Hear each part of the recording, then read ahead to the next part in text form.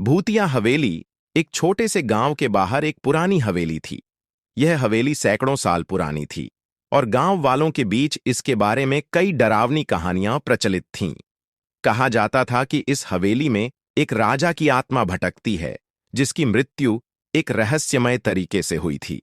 गांव वाले इस हवेली से दूर रहते थे और कोई भी रात को उसके आसपास जाने की हिम्मत नहीं करता था। एक दिन एक नौजवान लड़का राहुल, जो शहर से गांव आया था, ने इस हवेली के बारे में सुना।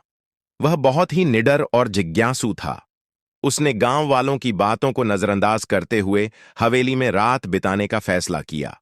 गांव वालों ने उसे मनाने की बहुत कोशिश की, लेकिन राहुल नहीं माना। रात को वह हवेली में पहुंचा। हवेली का माहौल बहुत ही डरावना था। टूटी हुई दीवारें, जंग लगे दरवाजे और अंधेरे में चमकती मोमबत्तियां।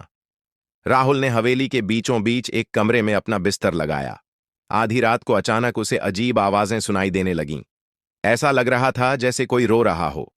राहुल ने हिम्मत जुटाई और आवाज की तरफ बढ़ा। जैसे ही वह आवाज के स्रोत के पास पहुंचा, उसने देखा कि एक सफेद पोशाक में एक औरत खड़ी है जो रो रही है। राहुल ने उससे पूछा, तुम कौन हो? तुम्हें क्या चाहिए? औरत ने धीरे से मुड़कर देखा और बोली, मैं इस हवेली की रानी हूं। मुझे मेरी गलती का प्रायश्चित करना है। मेरी मृत्यु के बाद से मैं यहां फंसी हुई हूं। राहुल ने उसकी मदद करने का वादा किया। रानी ने उसे बताया कि उसकी आत्मा को शांति तभी मिलेगी जब उसकी हत्या का रहस्य सुलझेगा। राहुल ने पूरी रात हवेली में छिपे सुरागों को ढूंढा और अंततः उसे पता चला कि रानी की हत्या उसके ही एक विश्वासघाती सेवक ने की थी। सुबह होते ही राहुल ने गांव वालों को सारी बात बताई। रानी की आत्मा को शांति मिली और हवेली का रहस्य सुलझ गया।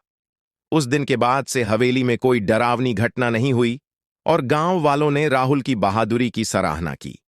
यह कहानी सिखाती है कि अंधविश्वास और डर के पीछे छुपे रहस्यों को साहस और बुद्धिमत्ता से सुलझाया जा सकता है।